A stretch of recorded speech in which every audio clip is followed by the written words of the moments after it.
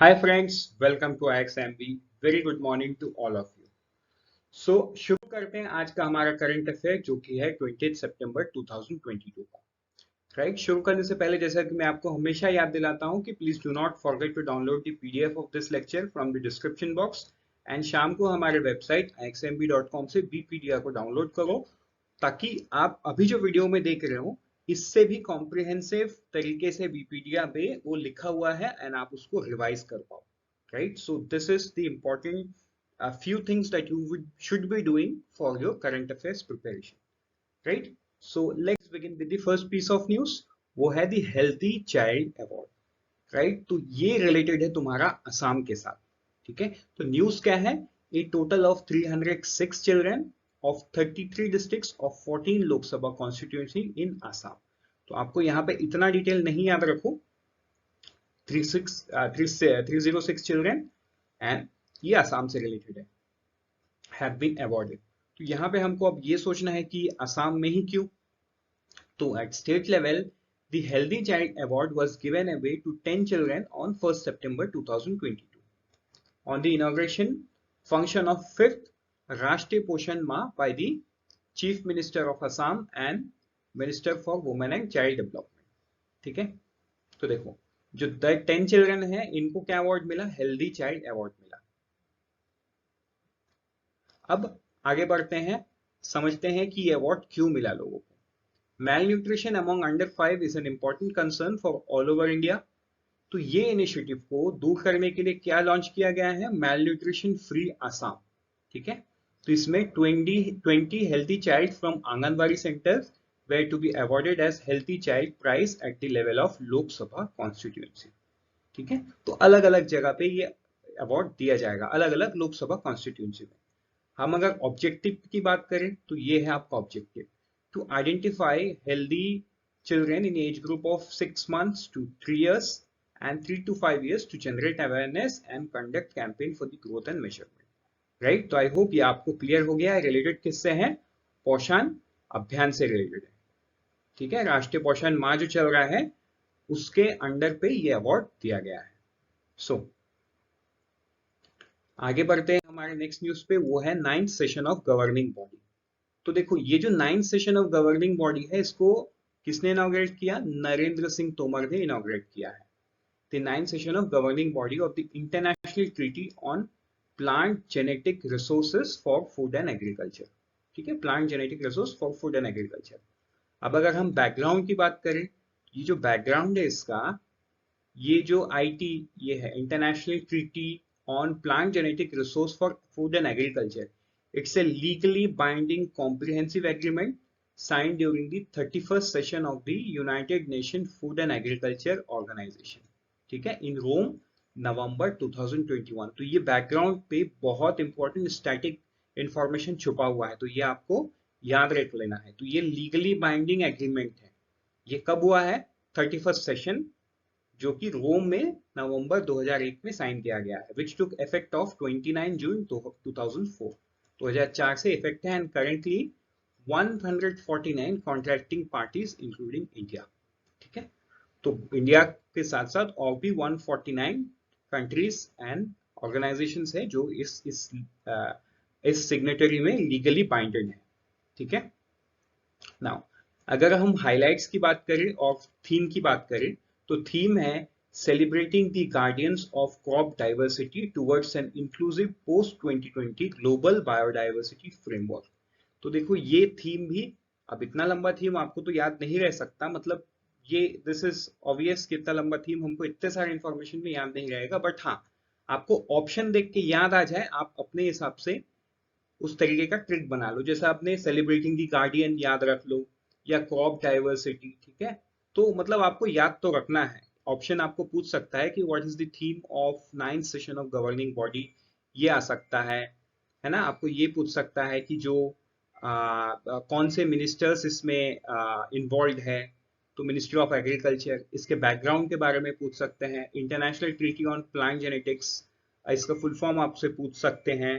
तो ये सारा इंफॉर्मेशन आपको याद कर लेना है. नेक्स्ट बढ़ते हैं हमारे नेक्स्ट न्यूज पे. वो है इंटरनेशनल विजिट इजिप्ट. ठीक है, तो ये क्या है? सो देखो ये जो न्यूज है, रक्षा मंत्री Shri Rajnath Singh called on president of Egypt mister Abdel फत अल ससी इन कैरियो ऑन सितंबर 19 2020। तो देखो इस न्यूज पे हमको ये ध्यान देना है कि राजनाथ सिंह जो हमारे डिफेंस मिनिस्टर है, इनका विजिट रिसेंट टाइम्स में इजिप्ट में हुआ है, राइट। तो अभी कोई आउटकम आया नहीं है, जैसे आउटकम आता है we will bring out to you. लेकिन यहाँ पे जो डिस्कशन है वो joint training, defence co production, मतलब कोई इक्विपमेंट को दोनों कंट्री मिलकर प्रोड्यूस करना, जैसे ब्रह्मोस इंडिया एंड रशिया का प्रोडक्ट है, ठीक है, मेंटेनेंस ऑफ इक्विपमेंट एक्सेट्रा, ये सारा चीज डिस्कस किया गया। यहाँ पे आप ये नोट करो कि प्रेसिडेंट ऑफ इजिप्ट का नाम क्या है, प्रेसिडेंट इल सिसी। और इजिप्ट से रिलेटेड एक बहुत ही इंपॉर्टेंट न्यूज है कि COP27 जो कि नवंबर 2022 में होना है, वो कहां पे होगा, वो इजिप्ट में होगा। तो आप मुझे कमेंट सेक्शन में बताओ COP26 कौन से कंट्री में हुआ था, ठीक है, जिसको प्राइम मिनिस्टर नरेंद्र मोदी ने अटेंड किया था। एंड वहां पे कुछ हमने ये भी दिया, मतलब डिक्लेरेशन भी दिया कि हमको क्या क्या अचीव करना है बाय 2030 बाय 2070। तो वो सारा तो आपको पता ही होगा। तो आप मुझे कमेंट सेक्शन में बताओ COP26 कौन से देश में हुआ, एंड COP27 तो कहां पे होगा, इजिप्ट में होगा। आगे बढ़ते हैं हमारे कुछ नेक्स्ट वन लाइनर्स पे। आज के दिन में न्यूज कम है, तो वन लाइनर पे सबसे पहला न्यूज देखेंगे हम, वर्ल्ड रेसलिंग चैंपियनशिप। तो देखो ये जो रेसलिंग चैंपियनशिप है, इसको जीता किसने, इंडिया की तरफ से ये विघ्नेश फोगट एंड बजरंग पुनिया, ये दोनों एथलीट ने ब्रोंज मेडल जीता। कहाँ पे हुआ था ये, बेलग्रेड में हुआ। आप मुझे कमेंट सेक्शन में बताओ ये बेलग्रेड कौन से देश में लोकेटेड है। तो ये इंपॉर्टेंट इसलिए है because Vignesh became the first Indian woman to win 2 medals on this platform and Bajrang wins his 4th medal। ये दोनों का यूनिक चीज आपके साथ है, राइट। तो आपको यहाँ पे एथलीट का नाम, ये सिटी का नाम एंड कौन से देश पे हुआ है, आपको ये सारा चीज याद रखना है। तो कौन से देश पे हुआ है ये आप मुझे कमेंट सेक्शन में बताओ, क्योंकि ये आपके स्टैटिक के लिए इंपॉर्टेंट है कि बेलग्रेड कौन से देश का एक शहर है। आगे बढ़ते हैं नेक्स्ट न्यूज पे, वो है विंड पावर प्रोजेक्ट। तो अदानी ग्रीन्स जो है, इन्होंने 325 मेगावाट का जो विंड पावर प्रोजेक्ट है, धार जो डिस्ट्रिक्ट है मध्य प्रदेश का, उस डिस्ट्रिक्ट में इसको इनॉग्रेट किया है या कमीशन किया है। Inaugurate would be the wrong word, but हाँ इन्होंने कमीशन किया है। ये कमीशन करने के बाद अभी ऑपरेशनल कैपेसिटी कितना बन जाता है, 6.1 गीगावाट का, ठीक है, wind power. Then India rating outlook. तो इंडिया रेटिंग क्या है, एक यूनिट ऑफ फिच है, जो ग्लोबल रेटिंग एजेंसी है फिच, उसी का एक कंसर्न कंपनी है। Set stable outlook for the bank for financial year 23 indicates that their waning legacy asset issue, strengthening balance sheet, manageable COVID-19 impact and expectation of improved profitability across banking sector। तो जो rating है उन्होंने stable rating दिया है, and उन्होंने reason क्या दिया है कि एसेट क्वालिटी अच्छा है, बैलेंस शीट में स्ट्रेंथ है, कोविड-19 के इम्पैक्ट को उन्होंने बैंक्स ने मैनेज किया है, एंड प्रॉफिटेबिलिटी बैंकिंग सेक्टर में आने वाले दिन में बढ़ेगा। तो ये सारा चीज को देखते हुए उन्होंने बैंकिंग का जो आउटलुक है वो आउटलुक को स्टेबल बताया। और उन्होंने credit growth for the financial year 23, मतलब जो फाइनेंशियल ईयर चल रहा है उसमें बताया उन्होंने पहले उन्होंने 10% बताया था, आज के दिन में उन्होंने 13% बताया, मतलब ग्रोथ और भी होगा क्रेडिट ग्रोथ में। आगे चलते हैं हमारे नेक्स्ट न्यूज पे, वो है लिक्विडिटी डेटा बाय RBI।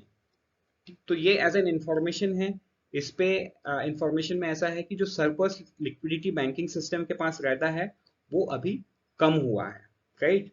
तो वो कम होने का दो वजह है, एक तो है sharp pickup in credit growth, मतलब लोग ज्यादा लोन ले रहे हैं, ठीक। अब ये लोन कई तरीके का हो सकता है, पर्सनल हो सकता है, होम हो सकता है, इंडस्ट्रियल लोन, कॉर्पोरेट लोन, है ना, तो उस पे हम नहीं जाते। क्रेडिट ग्रोथ से सीधा सीधा मतलब यही है कि हर सेक्टर्स पे लोन की ग्रोथ होना। तो लोन अगर बैंक ज्यादा लोन दे रही है तो इट्स एज सिंपल कि बैंक के पास पैसा कम होगा, तो जो सरप्लस लिक्विडिटी है वो कम है बैंक के पास, ठीक है। और दूसरा रीजन ये भी है कि देखो अभी रिसेंट टाइम्स में जो एडवांस टैक्स पेमेंट है ये बैंक वालों ने लोगों के अकाउंट में ट्रांसफर कर रहे हैं, तो जो सरप्लस अमाउंट उनके पास पड़ा हुआ था वो भी कम कम हो रहा है, ठीक है। आपने शायद लास्ट वीक के करंट अफेयर से आपको याद होगा, जहां पे इनकम टैक्स ने जो अमाउंट है वो सबको ट्रांसफर कर रहे हैं, ठीक है। सो आगे बढ़ते हैं हमारे नेक्स्ट कुछ वन लाइनर्स पे, वो है इंडिया न्यूजीलैंड। ठीक है, तो जो union minister of fisheries and animal husbandry and dairy Purushottam Rupala है, इन्होंने एक बायलैटरल मीटिंग किया किससे, न्यूजीलैंड के minister of trade and export his highness mister Damien O'Connor. ठीक, बस इसमें और बहुत ज्यादा कुछ नहीं है। दोनों ने डिस्कस किया कि bilateral cooperation to strengthen food and mouth disease capability to advance India's and New Zealand's primary sector। इसमें और बहुत कुछ नहीं है, आपको ये याद रखना है कि न्यूजीलैंड के साथ कुछ डिस्कशन हुआ, जिसका आउटकम है वो आएगा ऑब्वियसली, बट अभी नहीं है, ये जस्ट डिस्कशन हुआ है। और मिनिस्टर कौन है वहां के। Then India joint India Singapore ministerial delegation. तो देखो ये जो डेलीगेशन है, ये सिंगापुर के जो डिप्टी प्राइम मिनिस्टर है उन्होंने लेड किया।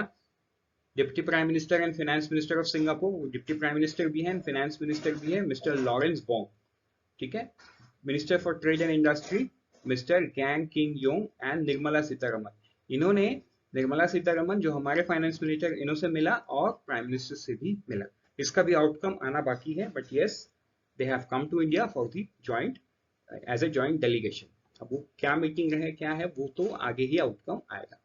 With this, unfold your potential with IXMB. All the best. Let's meet tomorrow morning once again. Till then, prepare 50% faster with IXMB.